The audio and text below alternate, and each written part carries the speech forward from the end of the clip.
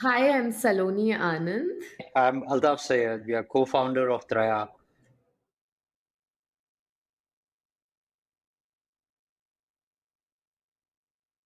So I want to start with, you're both like not just co-founders, but you're also married to each other. So let's start with your personal journey first. How did the two of you meet?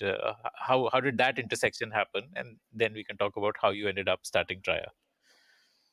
Wait, We, I I think think we, for this question, we both have a version of the story. So, How so who do different you are your want? versions? there are Quite, overlaps, but in both our quite stories, we different. are the hero. Okay. Uh, so, let's do So ladies first. I'll, Yeah. I'll, I'll yeah, I'll start. I like to dominate there, so I'll start.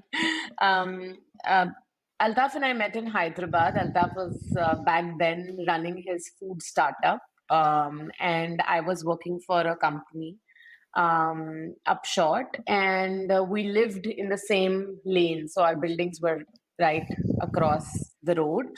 The reason we sort of, or rather, Altaf recognized me is because we both come from the same town. So back in the school days, we actually went to the same school, but we had never met each other in the school because he's 5 years elder to me. Which town? But it's a town called Vapi in South Gujarat, Okay. known for its chemical industries and pharma. So we studied in that town, and we had like common. His younger sister was my classmate, and we had like common connects. So that's how we literally met on the road. He just stopped and he said, "I think I know you. Are you from Vapi?" I said, "Yes," and that's how we met. Okay. Okay. And Altaf, so how did you end up being an entrepreneur? You were already an entrepreneur when you met Saloni I did my undergrad in medical biochemistry with the thought from process the that I US. will. No, I did it from UK and then I did Okay. MBA from Stanford later. Um, but in third year, I was very clear that hey, I cannot be a scientist. Very difficult, very challenging, different bent of life. So fourth year, I was the only guy who did a dry project and not just theoretical dry project. I actually did a business project in a science background. So it was a lot of fun. But I was very clear by then that this is something that I enjoy and I will like to do for a longer period of time as well. And what happened between that and Stanford MBA? You started your So business after Stanford, or? no. I started my first business when I think in 2009 or 10, something like that. So again, I think most of the companies that I have worked in comes from like more of a personal story than just like a market validation. Even Traya is an outcome of the same thing. So the first company started in affordable housing, and the idea was very simple. So I grew up in a concept called in small town they have this thing called LIG, MIG, HIG, which is basically Yeah. your DDA housing. Yeah. right, something like that, right? So I grew up in one of those LIG, which is like your affordable housing, and they are very pleasant, right? You have like 1 BHK, 2 BHK, good veranda, balcony, you have like a common ground and everything. So that's the concept of affordable housing that I grew up with. 2009, 2010, I started looking into for another project, trying to figure out if the affordable housing market would work for some other project that I was working in. And all I could find was a glorified chawls kind of a thing, right? Like most of the things are really narrow, worker housing kind of a thing, 10 people living in a small apartment. And I thought I could do a little better. And my experience in that affordable housing kind of helped because I understood that the guys living next door were not really poor, right? Like I would categorize them as probably middle class kind of a thing, working as a supervisor to like a higher up senior labor in a factory. And most of them are bankable guys, right? Like working in a company for a longer period of time. So I thought like these guys would never live in this kind of affordable housing. I would never live in the chawl affordable housing. So I can create a better concept. That's how I created the first company. Very little money, very little experience, and I feel that if I had even the 10% of knowledge that I have right now, I would have never started it. It's like it was, and You started. I mean, your intention was to acquire a parcel of land and build affordable housing and sell it, like that kind of real estate Right. So developer? I kind of that, but like I didn't have money to acquire land, so I just went out Obviously. to a farmer next door and said like, hey, you would like to tie up, and whenever we get the money, the first installment will be yours, and then I'll take it up. Um, it worked out. We did like very interesting marketing where we would go to all the factories, pitch to the laborers, zero budget spend. And the fun thing was that 70 or 65% of the housing got sold on first day. Wow. So required hardly any capex. I shifted out of out of India, I think after 2 or 3 projects, and then I finished my MBA. So why didn't you just scale that up and become a developer like a Lodha or something? Right. So I think I was too young to have that thought process of building an organization, right? I was doing what a simple, small businessman would do, one project at a time. I didn't have the resources. I didn't have the thought process in terms of how do you build team, how do you keep them motivated, and other parts, right? Like I think building business is two parts, which is one is just getting that ball rolling. But more importantly and more difficult part is that how do you keep that ball rolling into a big snowball, right? Like how do you keep on multiplying that thing? And for that, you need to have that 5 years, 6 years, 8 years horizon where you are investing in your manpower, you are building that skill, you are creating that coach, you are coming across as a person who is a thought leader rather than just like one guy who is kicking the ball around, right? I was too immature to have that. I was more And motivated and in terms. you were aware of your immaturity and the fact, and that's why you chose to do an MBA. Like you I were think aware I that think you. everyone around me was aware of my maturity because, in fact, one of the friend who was with me in that company, he like a much senior guy, and he actually told me that an MBA would definitely help you out a little. Okay. And he was very precise that go to Stanford. That would be a school that you might enjoy way more.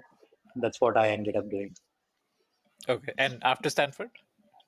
After Stanford Stanford, also has this big entrepreneurial culture, like the Google founders were all Stanford yeah. guys and So also. I So think Stanford has a very good culture. Like how I describe the culture is very simple. That it's one place in the world where I would get out and just say, hey, I want to be as an Indian saying that, hey, I want to be a president of US, right? And someone would say that, how can I help, right? Rather than saying this is wow. complete stupidity, they might just say, how can I help, kind of a thing. Like very collaborative, helping culture.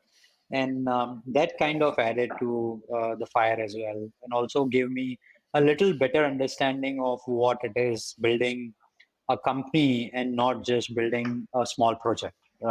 With that thought process, I started my second company, which was into food production.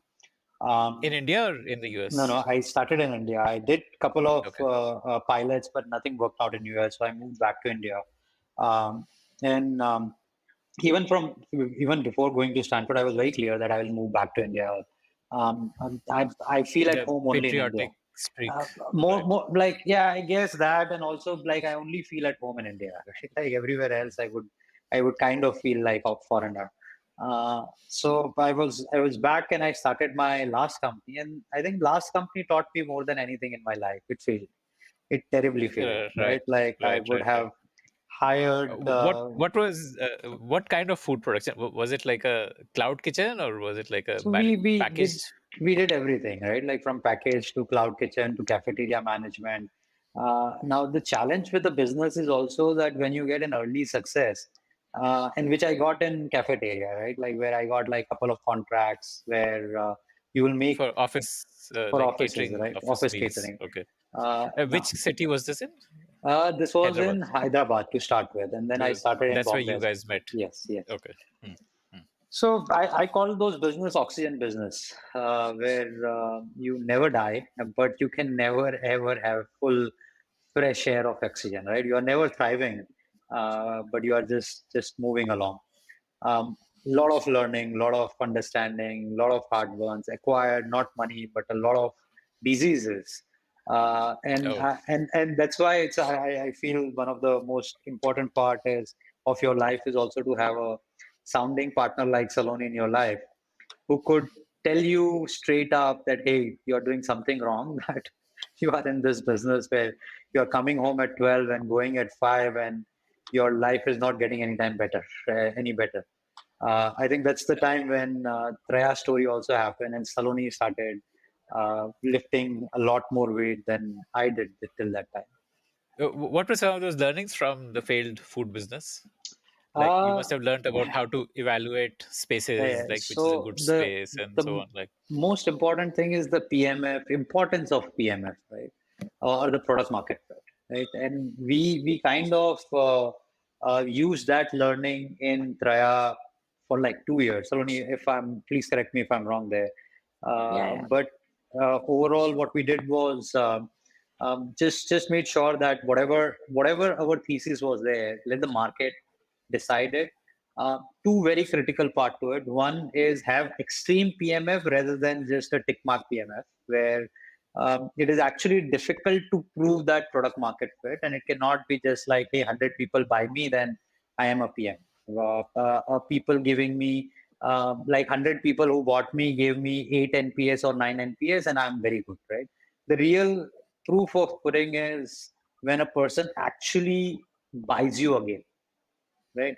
Without a strong incentive, right? Like without the discount, without a force saying that, hey, buy this and whatever those things, like on its own, when they buy for the benefit of the product, that's when the PMF is done, right? That's our whole part of it.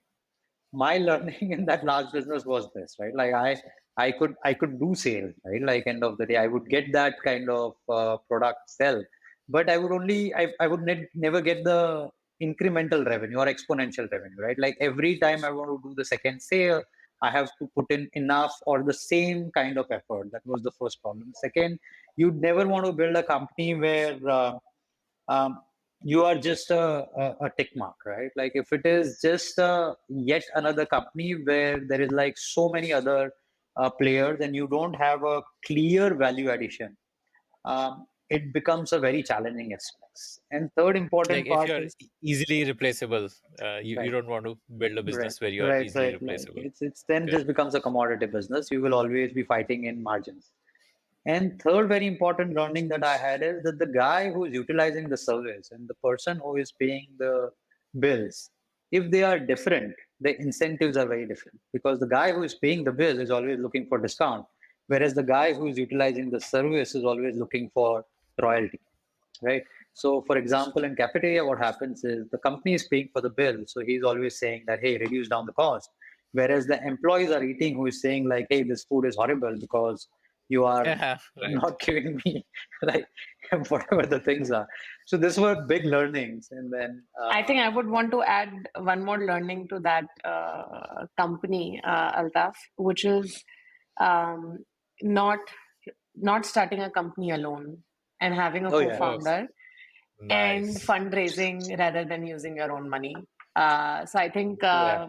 the I think it was the last company that Altaf was referring to. It was completely bootstrapped, no external fundraise, and how much ever you tell yourself that this money is just to run this project and to experiment, somewhere you sort of fall in the pressure of taking short term gain over long term gain because you want to see some revenue out, which might not be a right approach in a lot of startups. So when we started Traya, we decided that this time we'll raise fund because we don't want to be alone, but we want a group of people supporting us. So external fundraising over using your own money. And I guess that business was not fundable, also, right? Like running cafeterias is not something a VC would fund. yeah, man, like I think, but also the time was in a manner that if I had, I've probably wrapped the story in a better wrapper, it might have worked. Okay, as a cloud kitchen, Yeah, something right? like that. But in all Yeah. fairness, right? Like while I am saying this story as my story, it is actually Saloni was through that horrible period of time, equally stressed out, equally involved. Like you are married, you understand that it's never just one person's game. It is like when you are starting a company. I think the more difficult job is of the other partner, right? Like your spouse. Because while you are there saying that, hey, I'm going to do it, they have to be in play where they are taking whatever rubbish you are throwing, saying that it's okay, you are going through stress, you are going through stress. And I think because of that, Saloni went up through that entrepreneurship ladder much, much faster just by looking at it rather than Wow. doing it firsthand.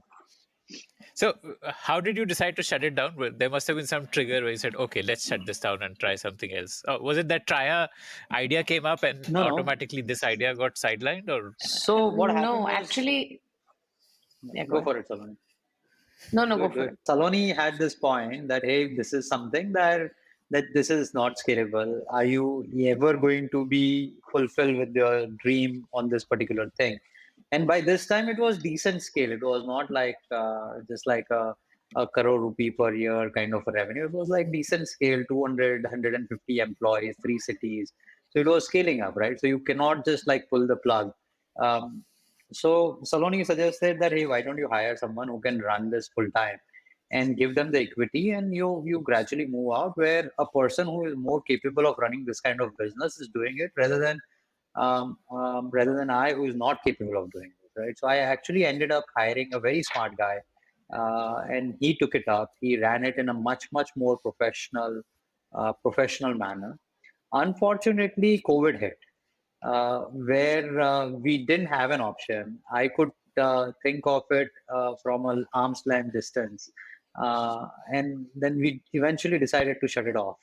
But if COVID hadn't happened, I think that company would be still doing oxygen business. Okay, so COVID was actually good for you in a way then. Correct. Okay. And how did the Traya journey start? So, while this company was running and we got the CEO there and Altaf got a bit free, we decided to take a 6 month break and work on his health. Because what had happened running that startup was that he was 20 kgs heavier than what he is right now. His thyroid levels were off the roof. He had severe hair loss. And I think for me, the most concerning point was his hypothyroidism. So we decided let's do something about it. And in that sort of health focused break in life that we took, the sabbatical that we took, we ended up forming the foundation of what Traya is today. I think Traya started almost a year and a half later, but the foundation was built back then. We realized that his thyroid levels were off the roof, and the best endocrinologist doctor also did not have anything else to do. He was giving the pill and said, "This is the pill you have to have all your life." That's when we sort of explored alternative sciences. We moved from homeopathy, Ayurveda. In Ayurveda, we met like 12 Ayurvedic doctors in Bombay. Eventually, we met a doctor that could really explain us the science in English, where we could trust him. And the interesting thing that he said is that, okay, fine, you guys are not comfortable eating herbs. Let me just give you a diet. He explained us how powerful food science is, and we can actually control his. And there were multiple issues in his body. He had uric acid, thyroid, all triggered out of bad lifestyle, building startups, and heavy stress, right? And we went on this regime where we followed his food principles. We ate very specific vegetables, etc. To be very, very Ayurvedic concept of what vegetable to eat to really bring his body back in balance. And the results were phenomenal. Like his endocrinologist doctor was also surprised how his thyroid levels were coming down. His dosage was reduced every visit. During this time, we also saw that his hair regrew, and he was using certain dermat prescribed things forever, like for years. But it was during this time when he really focused on his health that his hair regrowth happened. People around us, all our friends were at that age where they were getting married, 27 to 30 age range, and they were, coming here, kya kiya Altaf, your hair grew, what did you do? Suddenly looking so fit. And, when we shared our thyroid story, everyone had something. Oh, my uncle has this, I have this. What do I do? And we kept telling them that, hey, there's so much that you can do about your health if you sort of bring this whole Ayurveda and naturopathy and food science into your life. And these are the 5 doctors that we have figured that, are really good. Go meet them. Some of them met, some of them did not, some of them failed. Almost a year and a half later, in I think Jan or Feb 2019, I was at that point where I wanted to quit my job and look for something new in life. So I was just having that brainstorm with Altaf that what do I do next? And he's as entrepreneurial in his mindset as it gets, right? If he had a chance, he would never let anyone do a job. So he said, Saloni, why don't so he said, Saloni, why don't you start something? I said, no, I'm not sure. He said, okay, take at least 2 months break, work on something. There's so much that can be done. And then we started the discussion went to what is it that we are passionate about. And the immediate thing in that brainstorming discussion came out is health. And I told him how much our life as a couple changed after we adopted that holistic living and moved from being unhealthy individuals to healthy individuals. And then we thought, okay, there's something in the chronic health space that we could do. And what we experienced, I think the initial thought was that there is no doctor or hospital designed for chronic health, where there is this entire ecosystem of holistic science, multiple fields of science sitting in one clinic, helping you, telling you not just to eat healthy, but exactly what to eat for lunch, what to eat for dinner, and then giving you that support system that is required to follow up and adhere to it, because it's always a lifelong change that you do in chronic health. It's not like 5 medicines course and then you are done. So we started working in that direction, and then there was no turning back. Every day that we went into it, it was so exciting. We did surveys, we sort of launched landing pages, we did our market study, we got into the science, we met R&D people, formulators, and one thing led to the other, and somehow hair loss came out as the most exciting piece, because one, we saw that young people, our friends, were affected by it. It wasn't a 50 problem, it was a 26-year-old problem in India. We So saw that large market opportunity. large market, but to be very honest, Akshay, it wasn't that the market was large and that's why we started the company. We started the company because we actually found it very, very exciting that it is the most crowded and cluttered market. From the L'Oreals of the world to everybody is selling hair fall, hair fall, hair fall, making so much money, but nothing grows hair, because we Yeah. had tried everything possible available in the market to grow Altaf's hair and we could not. And that made us really exciting, that what if there is something in hand that could actually grow hair and sort of prove everyone, bring more efficacy to the table, basically. So we went on to this mode where we put together a team of doctors. We also got the Ayurveda doctor that we were in touch with in Bombay. And we created a group of 55 people. These were people who were not friends and family, but people who had come to our landing pages and filled detailed forms. We had done long consumer interviews. They had hair loss. They were interested to solve it, etc. We told them that, look, hey, we are starting off. Here are a team of doctors that will interact with you, and we'll sort of put together a treatment for you. We'll see what happens. If you don't see results, we'll pay your money back. So that happened in June 2019. Whatever the dermat prescribed was somehow available in the pharmacy. So we went to the pharmacy, picked up those products. But what our Ayurveda doctors prescribed was not available at all, because those were like 35 herbs combination needed. And we also realized that there was customization needed, otherwise the results won't come. Because the reason why, let's say, Akshay would face hair loss is very different from reasons why Altaf would face hair loss. So we sort of did some level of customization, put together those herbs, did like small batch manufacturing in a small interesting factory in Panchgini, and shipped out these products to these 55 people, and then shut down all our marketing activities, all our landing pages, surveys. From then on, what Altaf and I did was just talk to these 55 people every day, at least once a week. The idea was to really learn from them what's happening, what are the things, changes that they're doing. Are they using their medicines properly? Are they making those diet changes? And by December that year, 2019, out of 55, we had 35 people with unrealistic before after pictures where they had regrown their hair. Wow. And that's when we realized that this is something that could what Altaf said, bring value to the table, which is not replicable, not available in any of the competition. Uh, we realized that it mattered to people a lot as well, right? It was something that people would pay up for.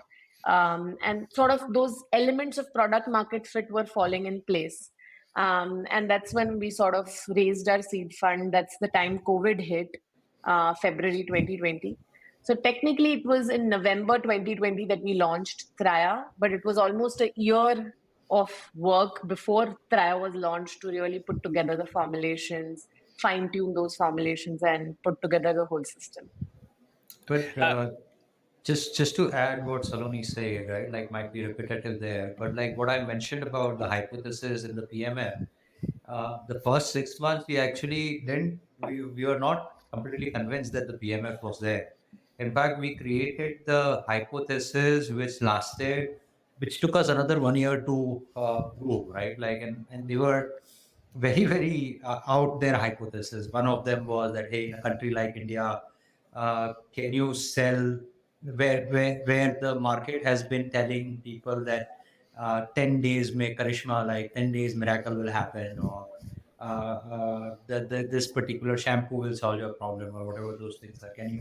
Can you get into the market with saying that hey, it's going to take XYZ months to see any result? Would that work? One. Second hypothesis that we created was, to do this, I will have to be on my own platform and not a marketplace. Would that be possible at all? Right? Like it's very genuinely difficult for a person to trust a new website compared to a marketplace.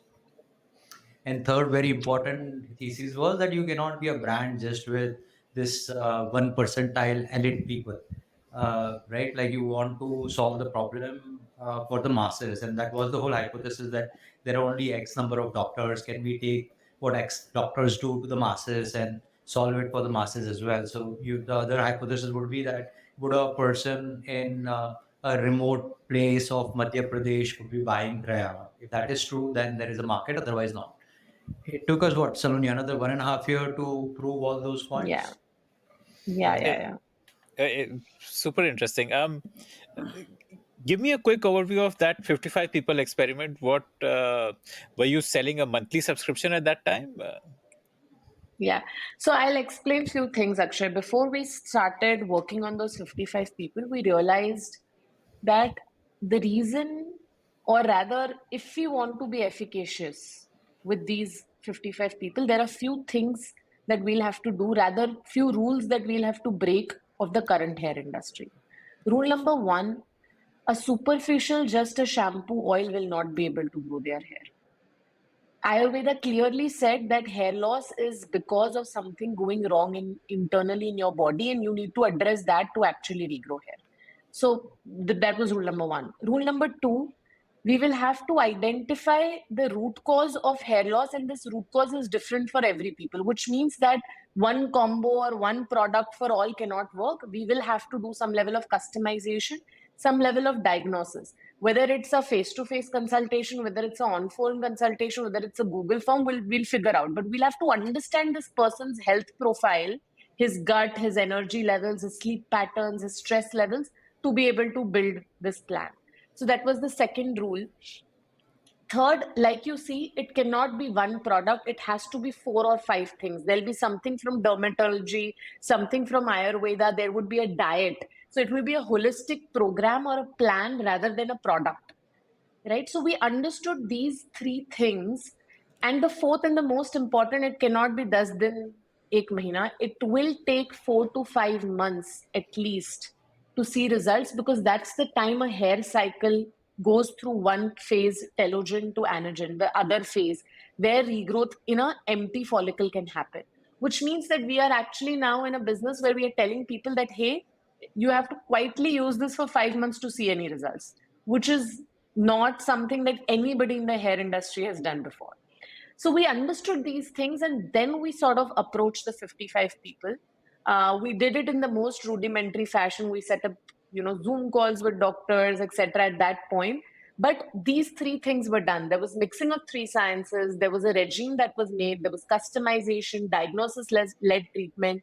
There was diet given to each person. And most importantly, there was Altaf and Saloni on their head for 5 months, calling them to make sure they complete the treatment. Would this 55 cohort prove these three hypotheses, that it's a many months journey? You need you need an Aam Aadmi also to be ready to go for it, and they need to trust your own website instead of going through an Amazon.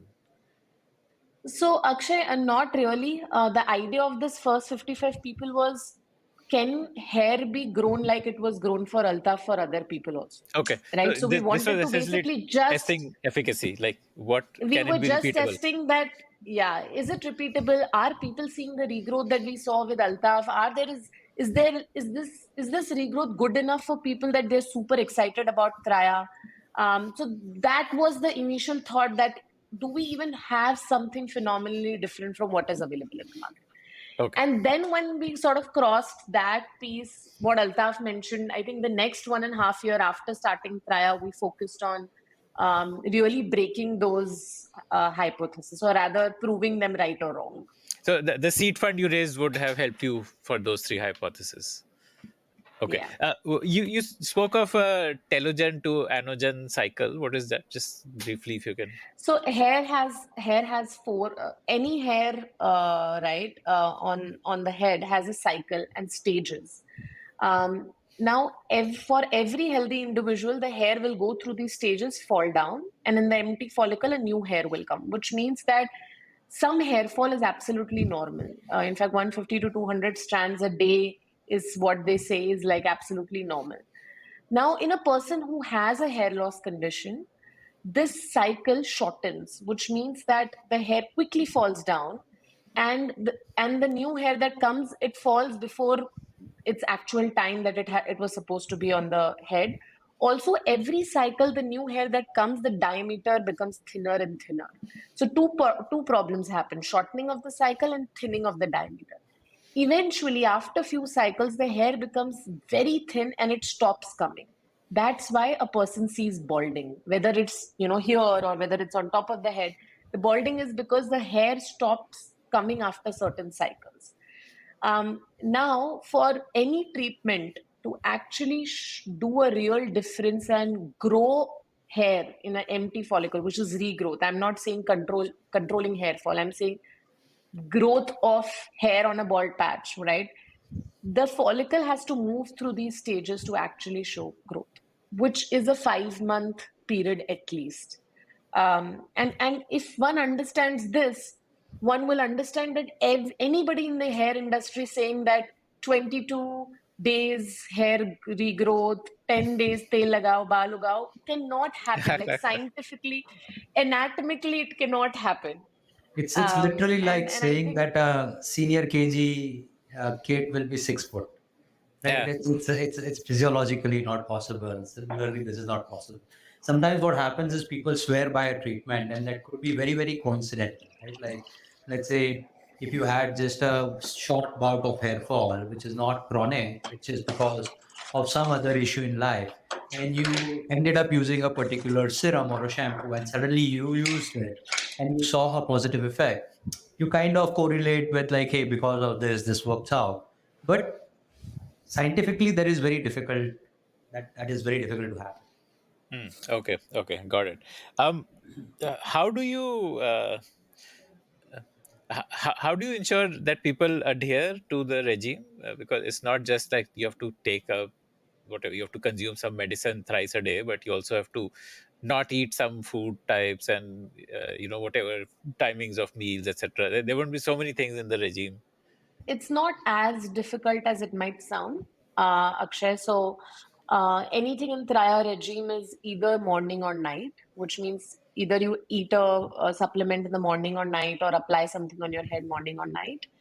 Yes, there are diet changes. What we've done over a period of time is understood what is the right way of introducing diet changes. So we do not give our customers a completely new diet plan and say that, Akshay, from today you stop eating whatever you are doing and start eating these 10 things. We instead follow a very incremental approach where we sort of eliminate one thing at a time. Once the person is able to eliminate the first, we move on, promote the guy to eliminate the second thing. So we've sort of learned how to make it comparatively easier to do. I think just the fact that you make people aware that these are the right things and these are the bad things itself is a big win, because in a space like hair loss, people did not even realize that my diet has a role to play.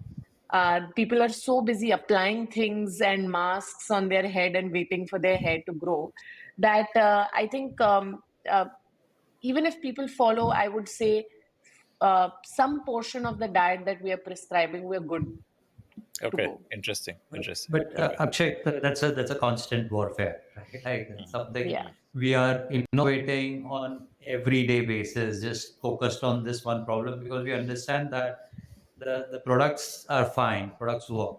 Now, the winning is not winning in terms of doing that one sell.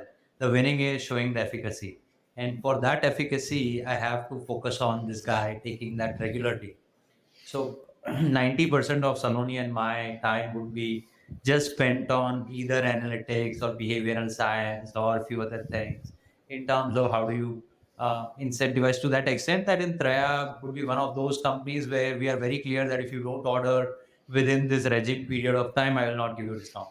Right? I'm Okay. going to only support any kind of discount if you are ordering in your defined time. If you are not, then it's okay. I cannot help you out. So every action and the thought process is more towards behavioral science than anything else.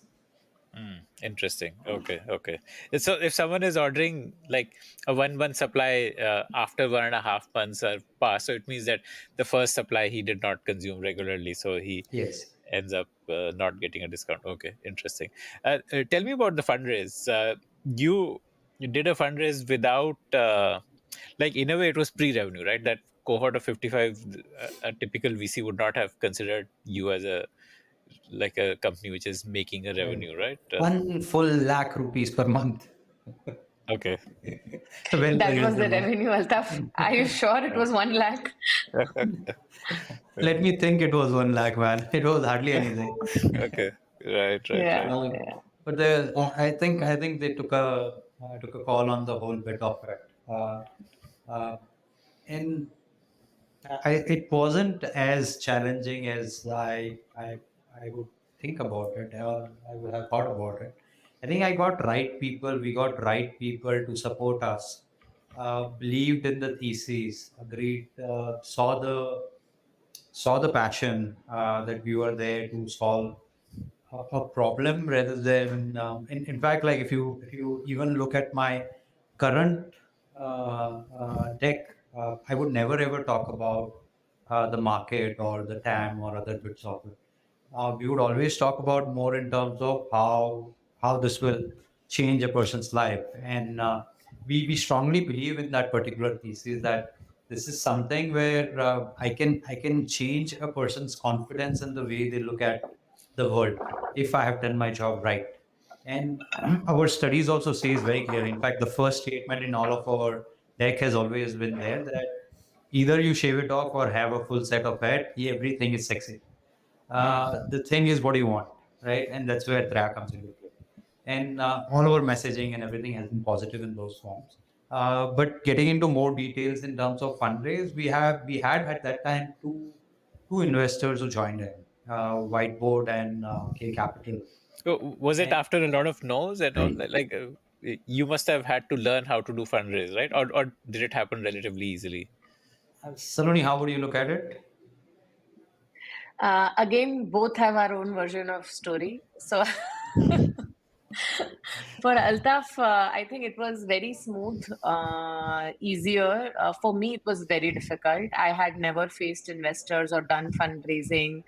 I think I at back then I did not even know if I could be an entrepreneur, right? So it was difficult for me. I think I have goofed up a lot of meetings that Altaf has forgotten over the years. But, I haven't forgotten. but I just don't try to remember it. He's a but he's a wise man. I have but I think now when I look back, I think it is difficult for a first timer to go out and confidently say that I'm going to build um, a, a, a large company, and you're thrown questions like, when are you going to be 1 crore per month revenue? And you're like, oh, I don't even know how that's possible. I'm doing 1 lakh per month right now. I Yeah. don't know. I just know what I know. I don't know how to. Probably I was not good at selling, which I learned over the years. Mm. But we found people who sort of understood the passion and the honesty with which we were doing what we were doing rather than looking at our selling skills. So eventually everything fell in place. But yeah, I think I do remember the no's and the difficulty that I went through facing people. Yeah, Yeah, I think Altaf would have developed a thick skin as an entrepreneur, right? Like hearing no's is not something that he would even remember, whereas you must have felt each no much more deeply than he would have felt Yeah, it. I think he gets even more excited after a no rather than a yes, because he comes out and he says, "Oh man, this guy's going to feel so guilty later in life." I think he gets positive energy even from a no. Oh man, amazing. No, but like our both the investors were very kind. In fact, like both of them would have said yes to me over a coffee, to us over a coffee. I remember one of from whiteboard, Anshu, right? Like Saloni. He would have we used to meet in a restaurant called Fable in Hawaii. And over the coffee, he was like, "Acha, this is all fine. You are doing all these things. Do you think you will take money or you will need money?" I'm like, "If you bring, I'll take it." And his point was, "Okay, let's get it done." And that's how it. Yeah, I think that's why Anshu really liked me, because it wasn't an official pitch. Anshu started interacting with us, and then I think I got very comfortable working with him. Okay. And Kay also joined in at similar time. But yeah, Yeah. So you raised about, I think, 2 crores roughly in I think INR. 4.5 crore 4.5 crores. in Okay. the seed round. We took that money. We put, I think, 50 lakh to a crore in marketing, and rest 3.5 crore we spent it on just building moat around our thesis, right? Like where we say that, hey, we will require tech, we will require adherence, we will require product scaling up and everything. And we would grow at a much slower pace than any startup at that phase, right? You would hear stories that, hey, this guy started in January and by December this guy is doing like, I don't know, 50 crore per month kind of thing, and we wouldn't get there. Fortunately, every friend and mentor who was around us were very supportive in terms of that. Take it easy, take it one step at a time. It takes time, whatever those things are. No one ever cajoled us or pushed us in terms of you need to get those numbers. In fact, we stopped tracking the new sales numbers. We would only track like how many people repurchased from us than anything else for like a good 1 year, right? Saloni, that's Yeah. Our North Star metric was repurchase and not new revenue. And our thought was that new revenue is a function of marketing, building brand, etc. But we need to really solve for those 3, 4 hypotheses that Altaf mentioned with this money. To see that, can people actually complete a regime, what it takes to complete a regime. So for the longest time, our North Star metric was repurchase rather Because than new you revenue. can buy new customers, like that's just about burning money. right. But getting repurchase is not something that you can just burn money to Absolutely. achieve And I that. think that's important for PMF, right? If you can, with the small set of people, first prove that with the money you have, rather than trying to achieve scale. I think that's a better approach. What all exactly did you do to build your moats? And this was pure online, like the consultation was online, and then the product would they would pay on a like a website or Yeah. something, and then the products will Yeah, start this getting was shipped. 100. Yeah, this was we've always been on our website. Now we have an app, so app plus website. I think the first moat was tech. We spent a lot of money on tech. There's a lot that happens in the back end here at Traya to tell us that will Akshay follow the treatment or not, or what will we do with Akshay rather that will push him to start following the treatment. What is the right time to call Akshay? What is the right time to message Akshay? What is Akshay on the app? Is Akshay excited to join a Traya community? What is it that I can do with Akshay to really explain him that you need to follow this treatment? So a lot of tech and intelligence was built into this, which means that we have entire backend built homegrown at Trias. We did not use any CRMs or ready to use tools. We built all of this. And I think this later on proved to be very useful. So as we sort of early on build this tech, other than tech, Altaf, I think is there anything else that I think the you first year remember back we then? just focused on the tech. Then I think by September that year, Fireside also gave us some money, um, and they came with their own unique sets of intelligence, learning, other parts of it. They helped us develop few models in terms of how do you A/B test, how do you change things. So for the next 1 year, we were just A/B testing the marketing part of it. Till Fireside came in, we were hardly spending on marketing. Then we started doing experimentation. We created our own playbook in terms of what would work, what would not work, how things will look at it, how people perceive what is brand study, and we were literally learning everything from scratch. And we, among Saloni and I, we divided the whole company into two parts. Anything digital branding, new acquisition is what Saloni would look into. Anything that is ops, tech, product, retention would be something I will look into it. And we started running on our own horses. And that kind of helped us as well.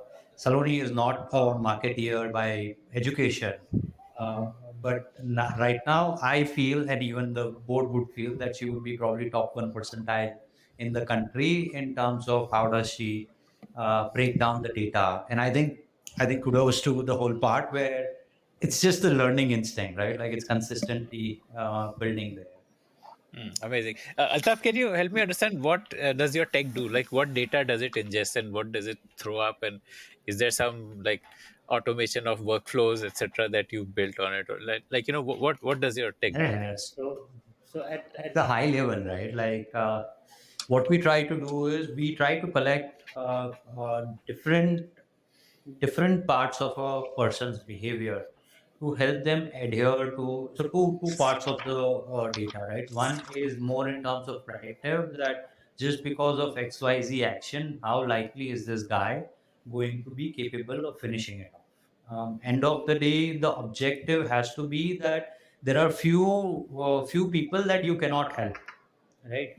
Now spending resources on them is not useful because eventually they will not be able to fulfill the whole part of it, and it doesn't matter what you try to do, this is not going to happen, right? So What are the data points you're collecting which help you predict in terms of how they interact, how many times do they interact, do they pick up the with call, the do app? they Okay. with the app, with the call, with the WhatsApp, with the email, We texting. we also have something called the Traya hair coaches, where people book appointments and speak to a coach Okay. to help them get some guidance on how to use the treatment. Hmm. So that Right. that service element is an important part of Getting more adherence as data. well. Okay. Right. Hmm.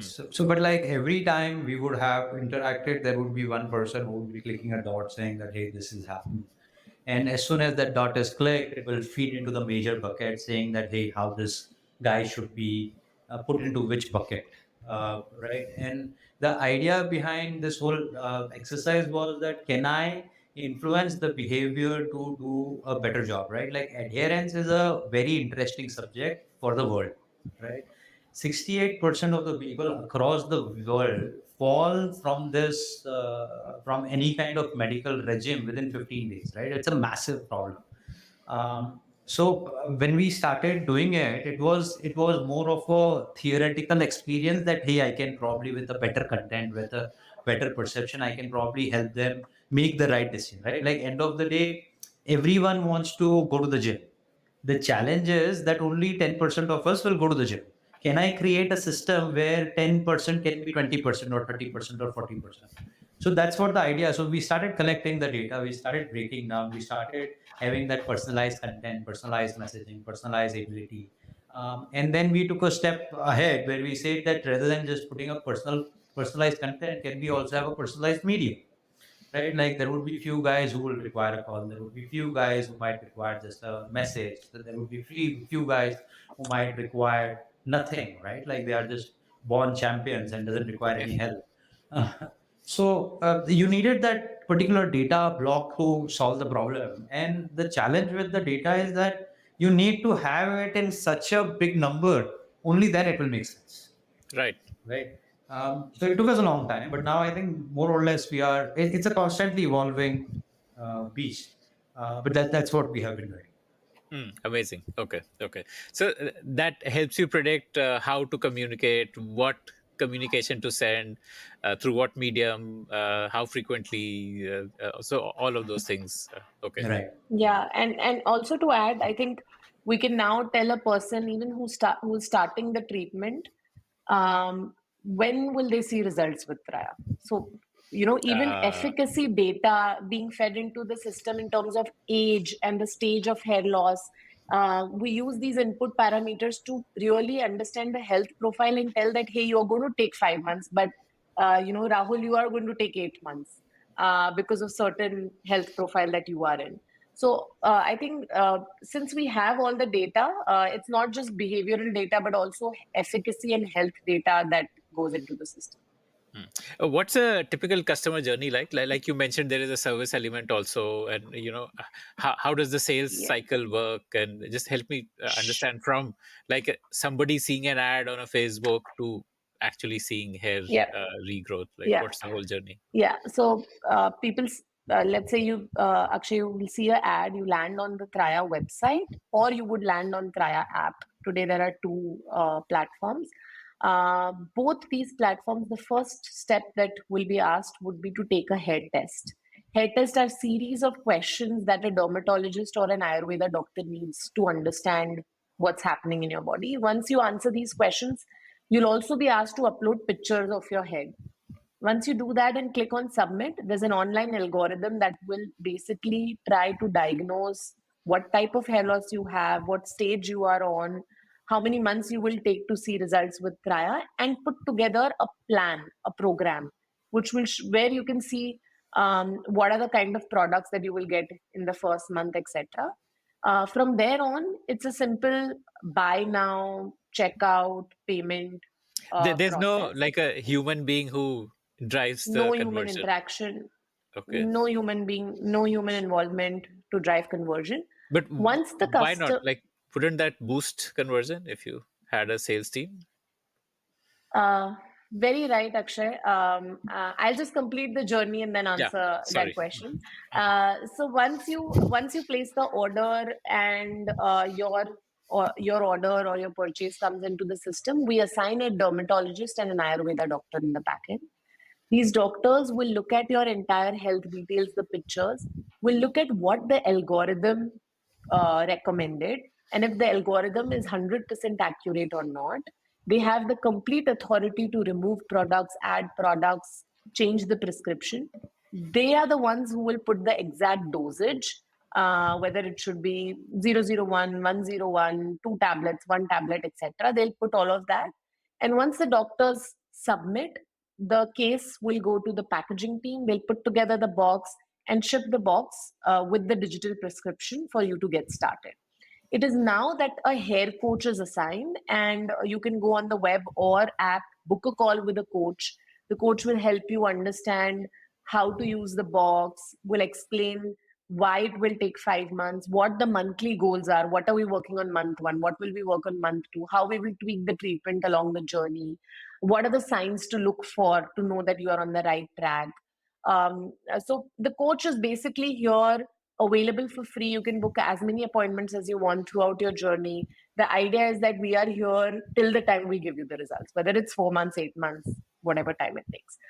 So that's the overall customer journey. Now, coming down to your point, when we started off, Akshay, in fact, if I go to 2020 to 2021, the entire that year at Traya, all sales happened through consulting sales. And the reason was Traya was too complicated for people to understand. Everybody's used to landing on a website where you can add to cart a product, check out, and leave. Right? Here is a company that's saying, I'm not going to sell you a single product unless you fill a long 8-minute hair test. You upload your pictures, then I will give you a regime which has 5 products, not one. And you cannot buy one and go home. You have, if you want to buy Try, you have to buy 5 products. Right? It was really complicated and very difficult to sell. Um, that was one of the first toughest battle that we had to win. We realized that we'll have to call and explain people why 5 products, why we are giving you not just a shampoo. And that's what we did. We did consulting sales. We put together a sales team. We would call people. But when we reached, I think about March 2021, we reached a significant revenue size where we felt that now we need to sort of to really scale this, move out from consulting sales and let brand do the talking. It should be the brand that explains people that, hey, Traya works. But to make Traya work for Traya's efficacy, you will have to do these things. So And in you a did you cross like 1 CR a month by that time, by March 2021 when yeah, you yeah, yeah, okay. yeah. Okay. Hmm. Yeah, we had crossed that number, and we basically in the world that we are, which is digital marketing, where video is a strong medium, anything that a person says on the phone can actually be explained through very good content online. And with that belief system, we started moving from consulting sales to direct conversion. And I think it was just a 3-month period where we pulled the plug and the sales team was dissolved completely. Wow, amazing. Which would possibly answer the hypothesis that can this be a mass market product? Because you can't have so much human-led sales if you really want to be mass market. Yeah, you're Yeah. absolutely right. I think in March, when we decided to pull the plug or try to do the shift, the hypothesis that we created, right, like need to be there in terms of PMF were there, right? Like it became we were convinced that this is something that the masses need and we will be able to take it to masses. Just need to find out the right objective.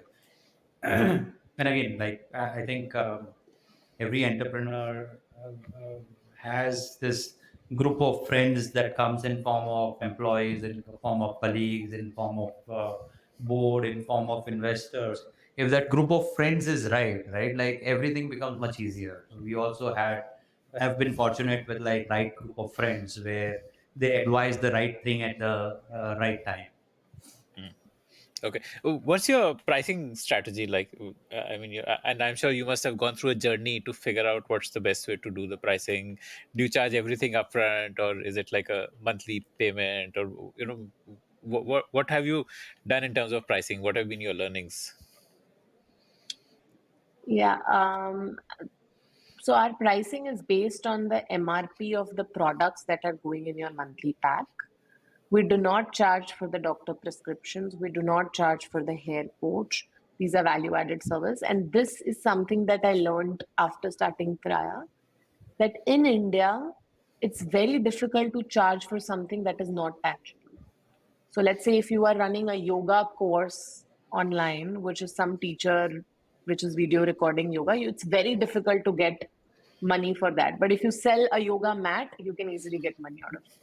Okay. That's my learnings. So we kind of put that into the model, and we started charging only for the product. Subscription in India is very difficult, and later on, all the rules that the bank brought in, it's kind of impossible to have people put in their credit card and then charge them. So we realized that monthly pack is something that would be the most suitable upfront, charging people for it. is something that worked. Um, in terms of price points, we actually did a lot of experiments to increase the price points and decrease the price point. Traya is actually not a good to have product, but a need to have product for the person who's having it. It's not an impulse buy. People don't suddenly decide that I want to buy a new t-shirt today and come and buy Traya. They really research. They on an average visit Traya website 6 to 7 times before they make the purchase. And hence the price elasticity is there, but also we wanted, Altaf and I really wanted Traya to be affordable in mass market. So we were not just looking at the TG that we were catering to at that point in time, which was more city. We were thinking of the Bharat and saying, will 2,500 a month be affordable to a guy who is, let's say, living in Uttar Pradesh in a tier three? And the answer was that since it's need to have category, a lot of people are pretty open to pay. In fact, I remember in one of the experiments, we made the price cheaper to see if the conversion improves. The conversion actually dipped because suddenly people could not trust 5 products in 900 rupees coming in their box, and they felt that this is not a good quality brand. Right. So we found our sort of sweet spot where we could really make it affordable for mass India, but at the same time have the perceived value that it deserves. And what's an average monthly cost to a Traya user? 2,500. That's Okay. no. So that's the first buy. After that, Yeah, it gradually keeps on tapering down. goes down. So if you look at and that's the theory, the thought process as well, right? Like as a company, I want to charge as little as possible, which I can afford. All right. So in the first buy, I cannot afford much, but over time, I can afford much more. So we keep on removing products. We try to reduce the price, squeeze in. Yeah. By the 6 months or 7th month, we want to keep this guy at like barely 900 to 1400 in that range and further reduce it down as much as possible. Because over time, taking more money from the customer is not a good strategy according to us. The basic thought process has to be you want to be with the customer for a longer period of time and taking a smaller price for the product that they deserve, not the product that you want to sell. Uh, does it become zero ever, or people Uh, continue to buy? And so what we do would they continue to buy? Like, So we would like to have just a maintenance pack for them because hair loss like thyroid or other things, it's like more of a autoimmune or a genetic disease, right? Like where it cannot be solved, but it can be managed to a significant extent. Now with the management, all you have to do is like a basic 500 to 700 bucks, and you can sustain that for the longest period of time. So that's what goes into the maintenance case there. and what is it that you're buying when you're in the maintenance mode? Like some So supplements or something to So apply? one would be minoxidil for sure, and second would be some supplement, either Ayurveda or it would be oil. Just two products. That's all. Sorry, one would be, you said minoxidil. Yeah, minoxidil, A serum. a Okay, serum. okay. Which you apply on your hair and it Yes, promotes regrowth. right. Okay, okay. Help me understand what products you're selling and what each of them achieves for a user. Like you said, there were two problems: the shortening of cycle and the diameter going down. So, what product does Yeah. what, and like how do you So reverse balding? sure. So let me sort of explain in 2 buckets. There are dermatology products that the dermat prescribed. These products are uh, mostly some form of serums. They are peptides that work at the follicle level. So, minoxidil, for example, is a stimulator, which means that your body is reducing or shrinking the diameter of the hair. It does exactly opposite. It increases the diameter of the hair. So at a follicular level, it is fighting against the DHT of your body, the chemical in your body that's shrinking the hair. Similarly, there are certain other peptides based on the type of hair loss, the stage, and where the person is. We choose which peptide suits the best to the person. When you and then second is nutrition, right? So there are supplements, vitamins, multivitamins that are given which has biotin, selenin, and there are a lot of macro and micronutrients which, when deficient, leads to hair fall or acceleration of balding. So this is the second thing that the dermat really puts into the treatment, which is making sure that deficiencies are handled for. Right? So that's dermatology, which is comparatively the simplest of the two sciences.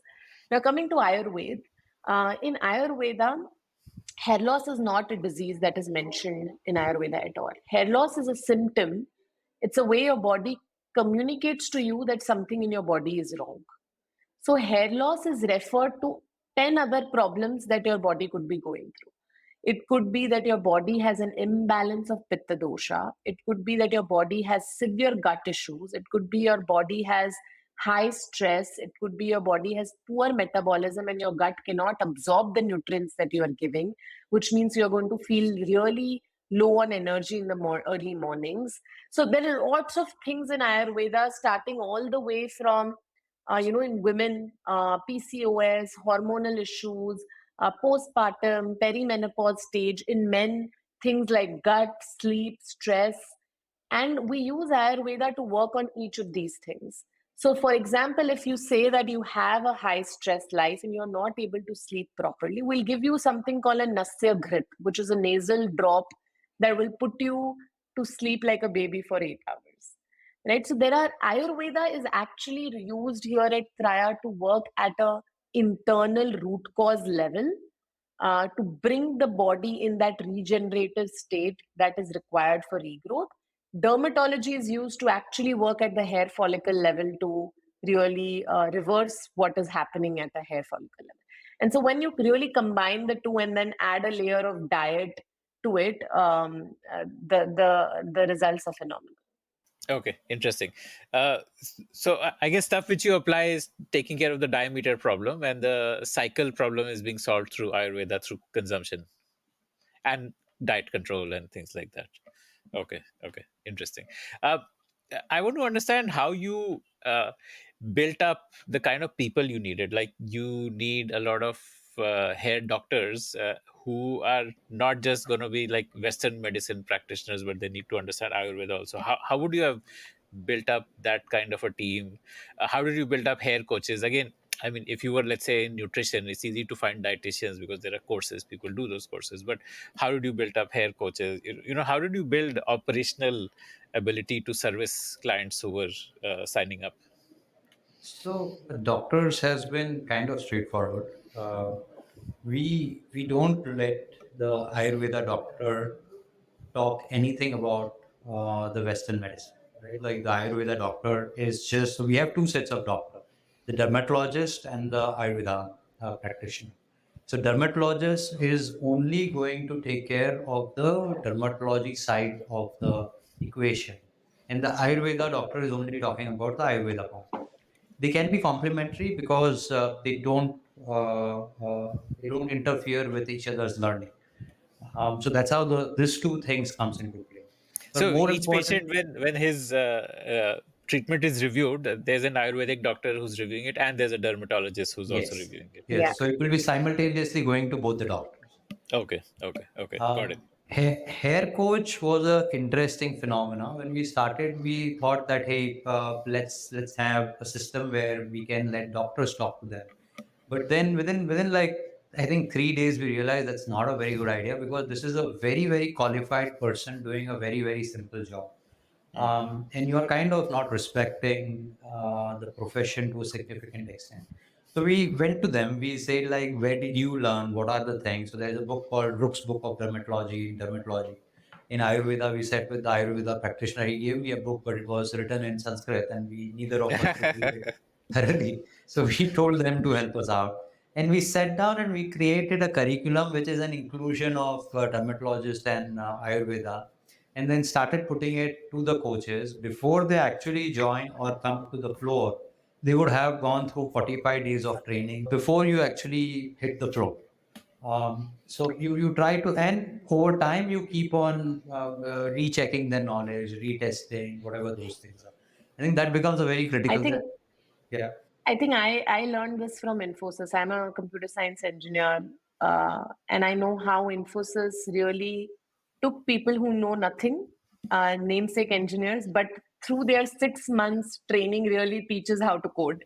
Yeah. And if and they've, I think they put together a whole institute of manufacturing coders out of it. Whether you put a BCom graduate or an engineer, doesn't matter. The person who comes out as a coder.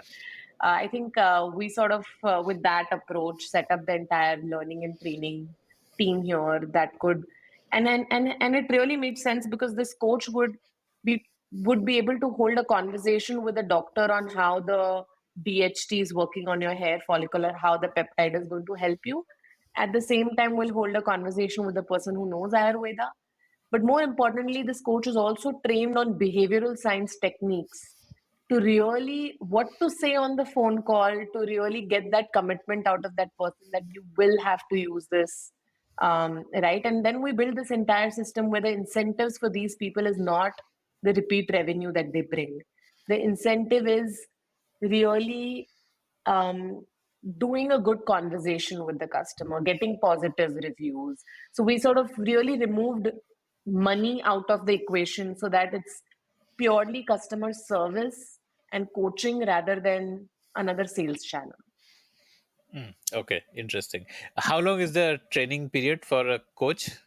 Like from hire to hitting the floor, what is and are they on payroll or do they get paid like a gig worker or what? No, they are completely on payroll. And the fun thing is that they are never incentivized in terms of the orders. Their whole system would be based on if they are helping the customer or not. So not a single penny is in terms of any kind of order. It would take around 45 days to train these guys to hit the floor. The ratio is actually pretty bad in terms of 100 people joining in. Only 50 will actually go to the floor. Wow. 50 will not make the cut. And these 45 days, you are paying them salary or their salary starts once they. Oh, No, wow. we pay. Okay. We pay them salary. Okay. Oh, wow. So you're taking that bet. And yeah, I guess the hair coach is like a key driver for this because he's the face of the company to the customer, right? The customer will, Absolutely. his Yeah, yeah. feedback on Traya will depend totally on his experience with the coach. Spot on. Absolutely.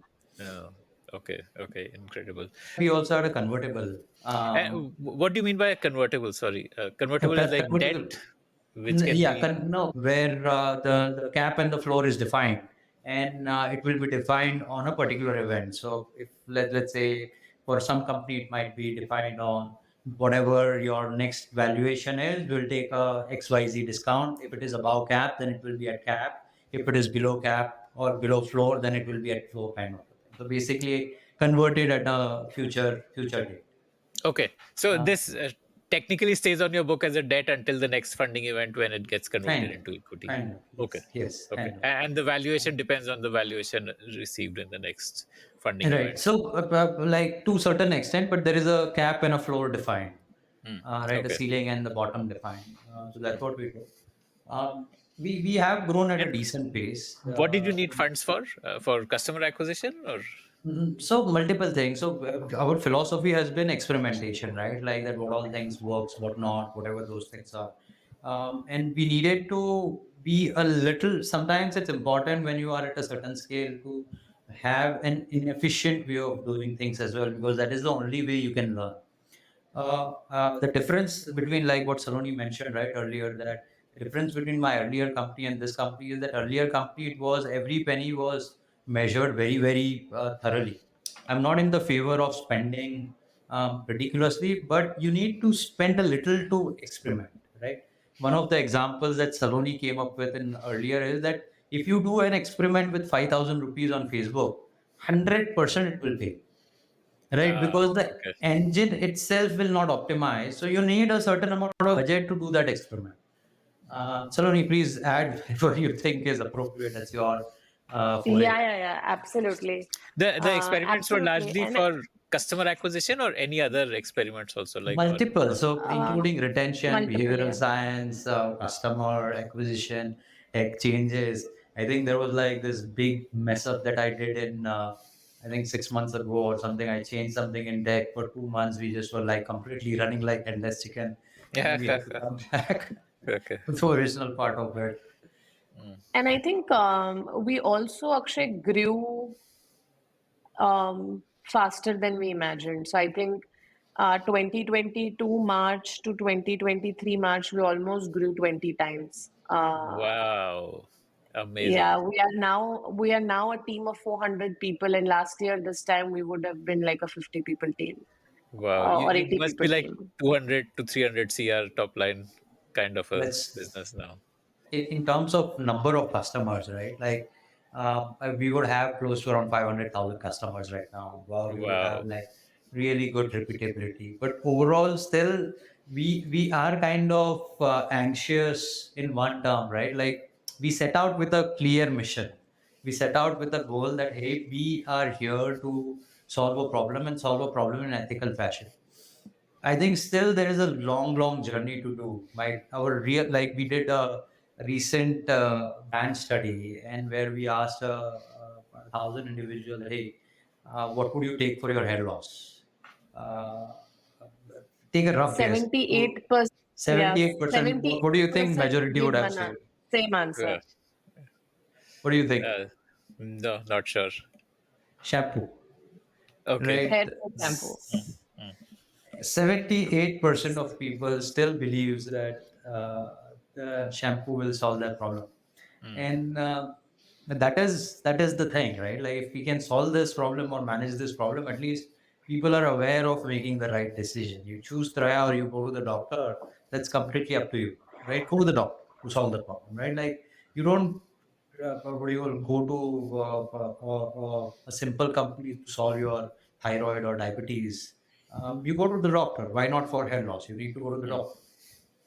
So So, that's what the ultimate vision is. what are the challenges in front of you today?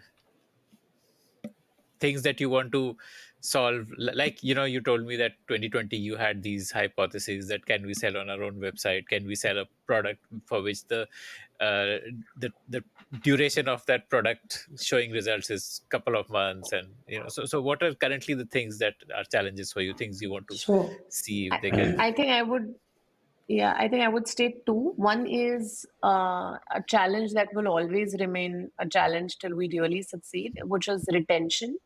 And as we are scaling and as the kind of consumer that's using Traya is changing from just an English speaking guy to now 50% of Traya is Hindi speaking as well.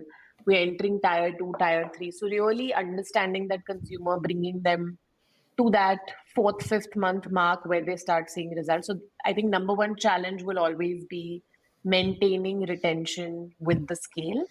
Number What is two your would be retention rate like currently? around 45 odd percent at the fifth month. Okay.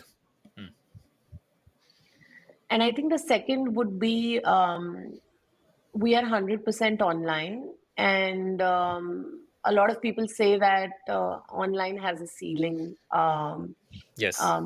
which is something that we will have to explore and see how we sort of um, the ultimate goal is that every person suffering through hair loss should know Traya. Traya should be in the conversation in every household where hair loss is being discussed.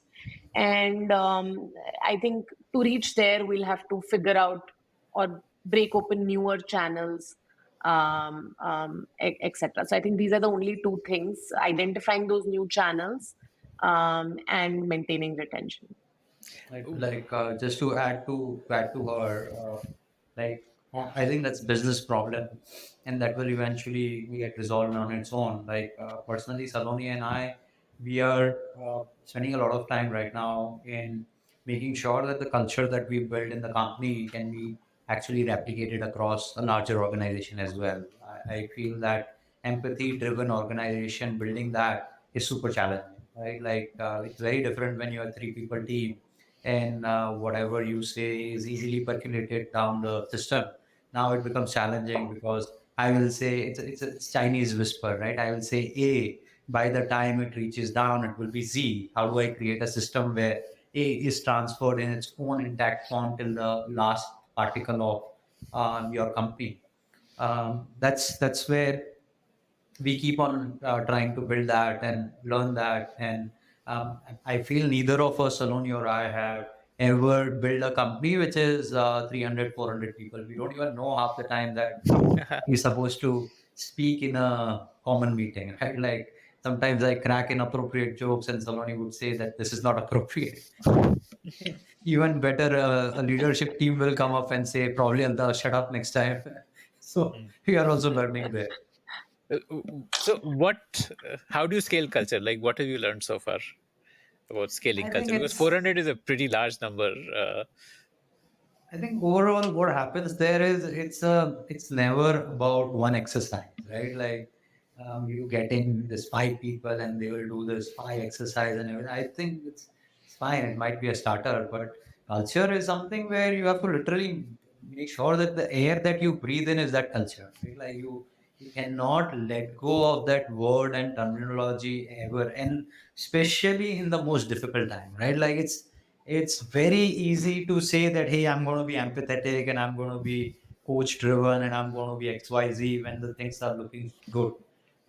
The real test of culture is when things are not looking good, right? That's the time when you come up and hey, say that hey, I'm still empathetic, I'm empathetic towards my customer, I'm empathetic towards my people, and let's try to solve that out. And I think that is every action, right? So what we try to do in our company is now it's still in process, but what we are trying to do is that the leadership is responsible for their team's failure or success, right? So for example, if there are five people in my team, it is my responsibility to spare like X number of hours to coach them, to get them to a better play, give them a portal where they can shine and not just keep them in the back end and I shout out all the time. So consciously, we are trying to do that. We are trying to take help from various leaders across the different industries as well. Uh, but still on a learning curve. If you have some inputs, more than happy to take. Okay. Um, well, I want to kind of understand this. VCs love this metric of CAC to LTV, like customer acquisition cost versus what is the long-term value from that customer. So, what is that like for you today? And do you have like a target number? So I think it's like let's keep it at a higher level. It's at a decent play, right? Like we do at an EBITDA level, it would be positive. So that particular ratio is on a unit economics, right? Like basically when you are not making money, you want to basically also say that eventually at unit economics this makes sense. It's just that I'm growing at this particular pace, and that's why LTV over CAC would be 2, 2.5, 3, whatever the VC would require.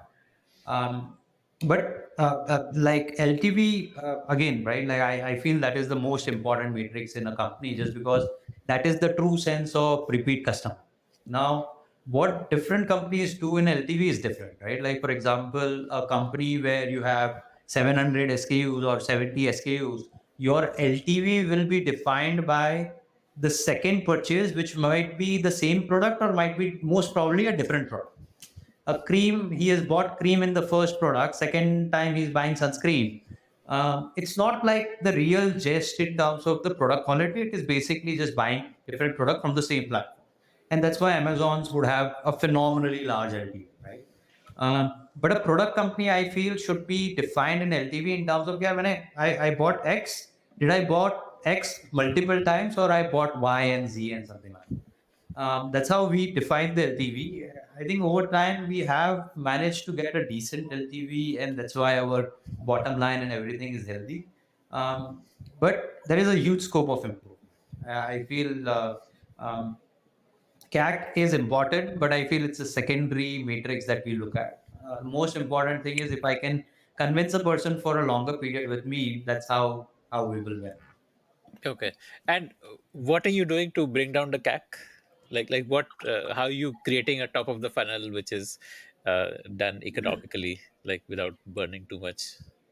So I think it's multiple aspects, right? Like for example, right now it's October, November, December going on, right? Spending a penny on your marketing is just wrong, right? Like the Because of reason the is Diwali season, everybody's spending. So exactly right. Like it's like saying that hey, I'm going to get this consumer at 100 rupees today, or I will wait for 1.5 months and I'll get the same consumer for 50 rupees. right? Okay. Now there is a pressure from the market that hey, I need to grow at a certain rate. Why? Like you don't need to grow at a certain rate. It is a pressure that we build for ourselves when we get into same problem. Now, if I spend today, I know I will grow at that particular percentage. Tomorrow, when you ask me, I'll say, hey, I was pressurized. But was I really pressurized? Probably not. Right? So understanding that nuances will help out. But at a larger scale, what we try to do is that the top of the funnel is very important, right? Like you want to get the right audience to your website. And the only way to do it is basically have the cheapest source of first layer of screening, right? So if I can get you screen in 2 rupees, I want to screen through that. It could be a video view, it could be SEO, it could be whatever. But basically, I want to have the cheapest way of screening the qualified audience. The qualified audience definition is if you have visited my website. Once you have Okay. visited my website, then I want to spend on you. Till that time, I don't want to spend on you, and that's how we reduce down the CAC. But Saloni, please add on. What do you think?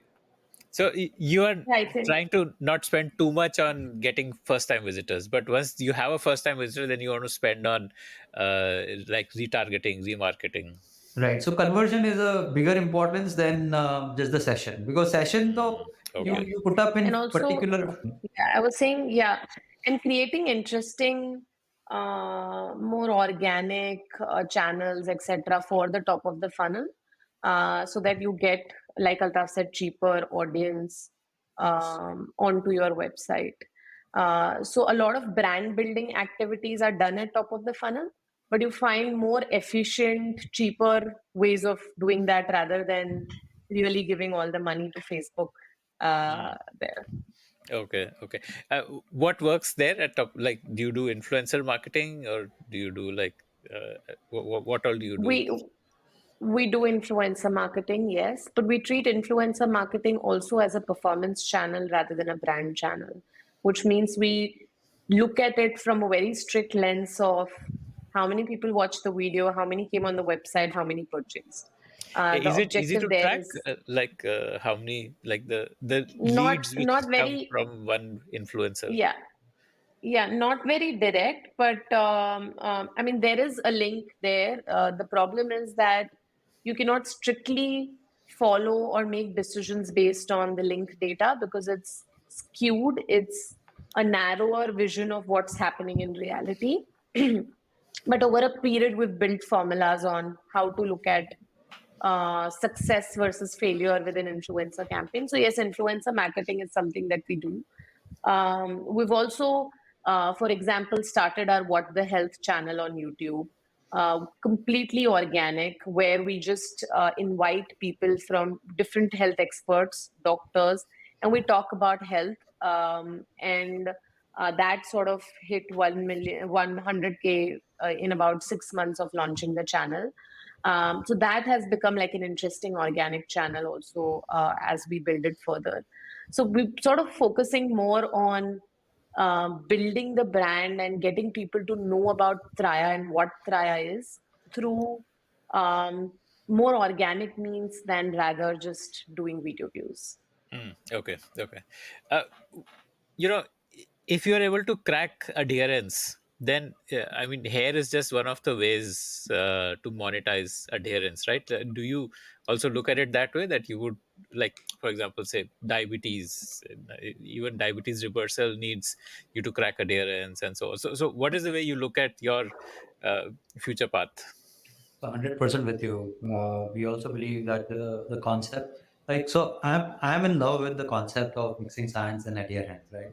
And be it Traya or be it someone else, I want to take this to multiple disease line, and I feel that that is adding value to the society and the people in the society.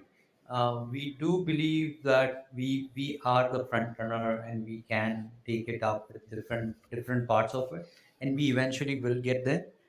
We are doing few pilots right now in few diseases, but still not there where we want to launch it. We will probably not do it under the same brand. Because I feel there is an advantage of having single brand, single solution. Like A simple Yeah. understanding is, let's say if you have if a knee pain, you will go to a ortho surgeon. If you have a chest pain, you will go to a pulmonary expert, right? Similarly, here also, what we are assuming, if you have X disease, you go to X expert, and if you have Y, then you go to the Y expert. Mm. Okay. Amazing. Uh, by when do you think you will become like a $1 billion valuation company? I don't Because want I to mean, reach there.